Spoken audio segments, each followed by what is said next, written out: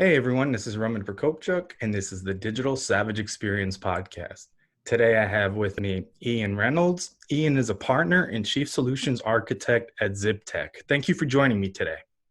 Hey, it's good to be here. Thanks for having me. My pleasure. So tell me a little bit about your journey. How did you get to where you are today? Yeah, so I think a pretty non-traditional route. Started at undergrad with helping a number of startups launch products to market across like eight or so different very unique verticals products. So pharmaceuticals, e-commerce, loyalty rewards, sort of everything in between. So I did that for about 2 years. Ultimately decided to stop living under my desk. Went and did the MBA route and finished my program there early, as I very much wanted to get back to work. And so finished in about a year and a half, and then started working in a sort of very, very traditional role at a consultancy in Houston. So I had the opportunity to deploy some really large enterprise software systems, and then ultimately work on the finance side of the business and help with a lot of M&A, restructuring, and advisory, and got to do several billion in transactions that route.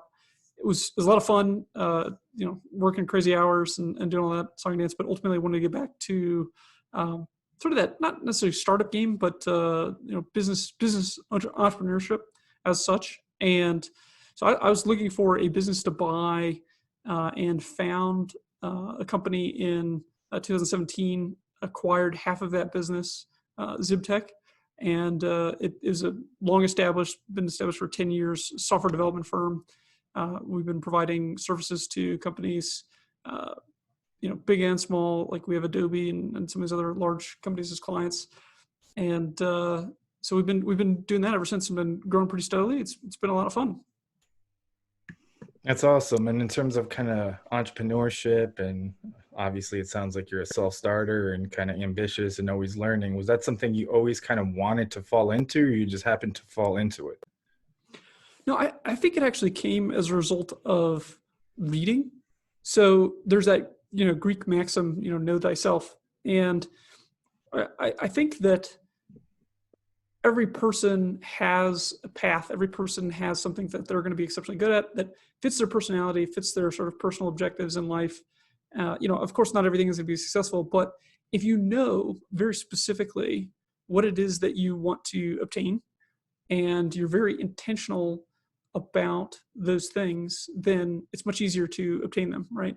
There's a difference between saying, "Oh man, I just want to make $1 million," versus, "Hey, I want to be the best concert pianist that there ever was." And if you can define very specifically what your goals are, very specifically what your objectives are, and know that that's a good fit for you, and you've done the work to really, really understand those opportunities, really, really understand yourself and your skills and weaknesses in and around those opportunities. For me personally, it's reading. I do just a crazy amount of reading, and then for a lot of folks, it's it's networking, it's talking to other folks, talking to folks in the industry. It is just much easier to sort of achieve your goals. Yeah, I agree. And I think a big kind of part of entrepreneurship, obviously, entrepreneurship is a lonely road. And I oftentimes talk about kind of mental health. So through your whole process, how have you been able to kind of stay mentally sharp and kind of obviously as an entrepreneur, as a high level person in a company or companies, you have a lot of stuff in terms of your shoulder, other people's jobs, obviously revenue, that kind of thing. How have you been able to kind of stay level-headed and kind of focused? Yeah, you're right. There's a lot of that sort of responsibility. One of the things that I read, which seems to be true, is that human beings are incredibly adaptable, right? So if you put yourself in a situation that is much harder and much more than you can sort of immediately handle, if you're able to just push through that over a certain period of time, you're just going to be able to deal with it, and it's going to be sort of a non-problem. Um, I go back to sort of my younger days when I was playing sports in high school, et cetera. And I had many coaches basically articulate basically the same thing, which is your body's going to tell you you're tired, but if you can push through and get to the other side, you'll find that it's actually much easier to do again. And and then now go run until everybody throws up, right? So I think that sports analogy, that sort of sports training applies as much to business as it does to life. And so dealing with failure is really a construct of, okay, let me write down that failure. Let me write down what it is that I learned. As I carry around, I have two notebooks. I have a red notebook and a blue notebook. The red notebook is just kind of like concrete, absolute ideas about the way things work. And once I sort of prove something out to be true, it goes in the red notebook. Failures or problems or things to be solved go in the blue notebook. And so I separate out things like that sort of mentally, and that lets me sort of go back and see, here's a decision that I made that wasn't so great, or I made an error here. And if I write it down, it's not a failure. It's something that I just don't have to do again because I wrote it down. Yeah, I agree. And I think everything is, in that sense, a learning experience, or you have to make it, or it will be a failure. Obviously, businesses and people fail. They fail more than they succeed. So taking those Mm-hmm. failures, learning something from it, and applying it, but taking that initial chance, because you're not going to regret something you tried.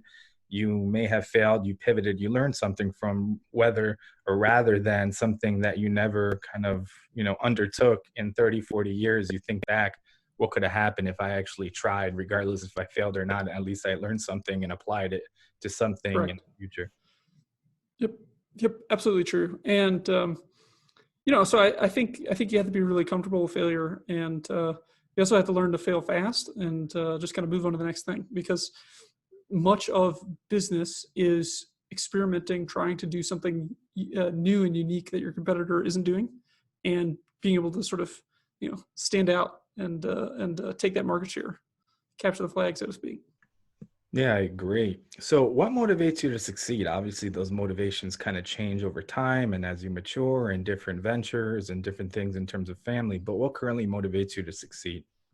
Yeah, I think the first thing is it's family, right? It's being able to provide for the family. So I have three young girls and lovely wife, and so I want to make sure that they're well taken care of, and they see that their father, their husband is working hard and doing all that's necessary to provide for them. So that's first and foremost.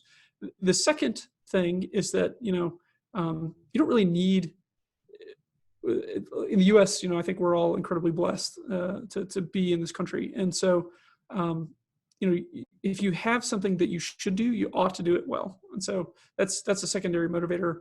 It's like, well, I'm just going to do things that are that are positioning me to do things as best I can. That's what I ought to do. Having all these wonderful things, and then the third thing is that. Something you actually touched on earlier, which is you don't want to look back on your life and say, "Ah, man, I wish I would have done that. I wish I would have tried that." That's not going to be any fun when you get up there. And so, life is fun. Life is about sort of trying new things, and I think business is the spice of life. So why not? Yeah, I agree. I think family and friends are super important. And obviously, if you have kids, if you have a wife, if you have a partner, those are kind of like contributing drivers to your success, and you want to strive for them. And me being also a first generation immigrant, I know I came here when I was 5 in 1990 from Ukraine, and it was Mm-hmm. still under the Soviet Union. So even though I saw that kind of Soviet communist system for 4 years, I know the freedoms that the US, obviously, there's still problems in terms of different things, but it's a free and open in terms of market. So truly, whatever you want to achieve with the internet, with other things, you just need to, have the ambition and drive to learn. Obviously, information in 2020 is open source. You can really learn anything you want. Obviously, like I remember when I was like 5 when I came here, they had like the Encyclopedia Britannica, and that was your source. So like you Right. wouldn't look things up on the internet. You would literally go to letter A and look up something in terms of that. So like information is at your fingertips. You just have to take it and basically run with it. Correct. Yep. Yep. Absolutely. So what's one thing you may have seen as a weakness in yourself in the past that you've turned around and utilized as a strength today? Yeah, I think in some respects, I am, uh, and probably always will be, to a certain degree, an introvert. And the way I've turned that into strength is, well, I am better at observing human behavior and understanding people's sort of behaviorisms, if you will, than most folks because of that. And so I leaned into that. And I also sort of that introvert. I was always somebody who uh, would go gather data and have a sort of well-formed conclusion. And so I lean into that and say, okay, well, I don't have an answer for you right now for XYZ, whatever. I'm going to go collect data and build a little research project for myself, and then come back with a well-formed conclusion, or maybe say, that's too hard. We're not gonna come to a conclusion on that. Let's work on the next problem. Yeah, I agree. I think, I mean, I guess I'm like in the middle now. I think I was more of an introvert, but kind of pushed myself out of it in terms of networking, in terms of like positioning myself, meeting the people I wanted to meet, in terms of the industries I wanted to kind of get in, and talking to thought leaders, and just, positioning myself, or at least people are just afraid a lot of the times of no. So having that Yeah. conversation, asking for something, and the worst you will get is no. But Right. you can't always get a yes. So like that in itself is a learning experience. And I think with the current global situation still in the US and stuff like that, obviously we're relying on video conferencing, audio content more. I mean, I think a lot of podcasts have been launched in this last 5-6 months. And I Right. think kind of getting yourself out of your comfort zone is important, because I think out of that comfort zone, regardless if it's a business decision, a personal decision, or in general, networking, communicating, promoting yourself, obviously being on a podcast, I think that's kind of the first step. And if you take yourself out of that kind of, level of comfort, which the human psyche wants to be comfortable in a habit state.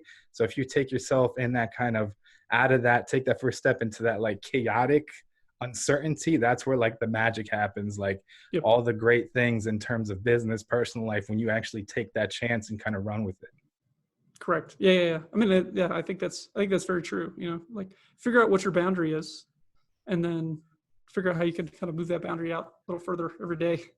Yeah, and pushing it. I mean, in terms of podcasts, I mean, I'm audio. Obviously, you want the audio format. That's what a podcast is, but incorporate video. So some people aren't comfortable in video. That's fine. Mm-hmm. They still can share their message. And I feel like this is a great platform, not only my show, but podcasts in general. I think everyone has a story to share, whether it's, you've reached 1 million people, or you can touch one person with, your experiences, things you've struggled with, things you went through, things you overcame personally and professionally.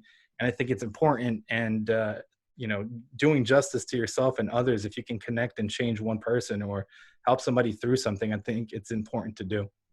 Right. Yeah.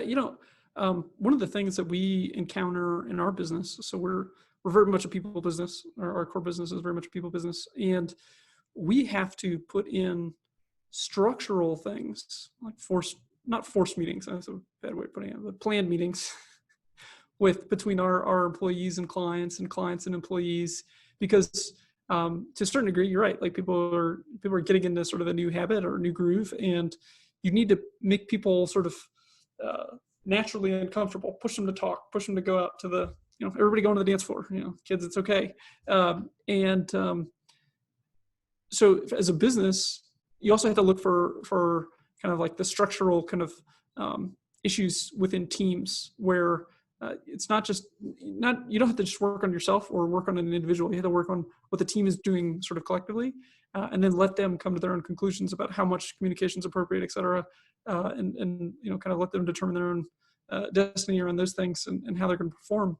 But it's also interesting to me that you can really help people enjoy what they do by showing them, hey, it's okay to step out of your comfort zone, even as an employee, even as just kind of a contributing member of the team. Yeah, I agree. I think a lot of times also, if you have a lot of business units having some kind of meeting, or right now, obviously it's harder to have an on-site thing in majority of the country in the US. But if you have a kind of getaway or some kind of, you know, business retreat, if you mix up the teams and try to solve problems that one team maybe has. So if you look at things at different perspectives, I think everyone has a perspective to offer. Obviously, not everybody, let's say, is an engineer or a developer, but if you take somebody from marketing or finance or, another department, they may have a different way to look at it and maybe, get to the problem or get the feedback you never realized before. I think that's like a great exercise I've seen in that sense in terms of kind of mixing up the teams and getting Mm, everybody's opinion. yeah, yeah. So in what we do with custom software development, we typically follow a Scrum, Kanban type style engineering process. And what that does is it structures it so that you have obviously certain team members playing certain roles, but you also have um, the intentional structure of having every team member at different levels comment on all the work that everybody else is doing, and what is sort of planned for a 2-week period. And so this the structure is defined in such a way where everybody enters sort of a room in this discussion on an equal playing field. And what you get out of that, the result of that, is a great deal of creativity. And we sort of apply that generally to other parts of our business as well. Yeah, I agree. I think that's like an important kind of project when you hit some milestone or before kind of review process, everybody reviews it before it goes further, gives their kind of feedback, makes those alliterations, and I think it's collaborative, and a lot of the times things don't slip through the cracks. So like I agree with that kind of process as well. Yep, yep. So what's one piece of advice you can leave with the audience, personal or professional?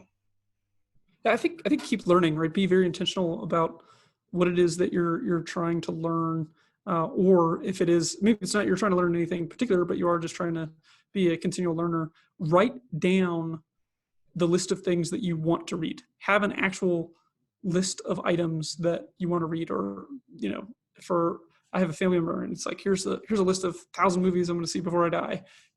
But by having the list, by doing the work to do the research to say here are the things that I want to do, and having that sort of visible and in front of you, you're much more likely to do it, right? So family members or families that have more books in the house, their kids are disproportionately likely to read. Yeah, same sort of structure in anybody's working life. The more availability you have to you, the more likely you're to do that thing. Yeah, I agree. I think jotting something down like materializes it more. And it's not only obviously you get it out of your head and you're kind of more responsible or committed to doing that or following through. And you made a little point. Also, I think I always say kind of the complacency is the death of innovation. So if you stop learning, if you stop innovating, I mean, just look at kind of like the process in terms of Fortune 500s. If you look 50 years ago, 60 years ago to now, how many of those became irrelevant and as companies just simply disappeared because they thought they were on top of their industry and just stopped innovating. And eventually, if you stop innovating and learning, you're going to get caught from a competitor or Right. become irrelevant. Yep. Yep. Absolutely. So I Absolutely. really appreciate you stopping by today. Can you let the audience know how they can find you? Yeah, you bet. So best way to get a hold of me is you can visit zibtek.com and contact us that way. If you email hello@zibtek.com, I'm on that, and we'll see and respond to that. So that's definitely the best place to get a hold of me. I'm also on LinkedIn. You can just search Ian Reynolds, Zibtek, and I will come up. Awesome. Thanks again for stopping by.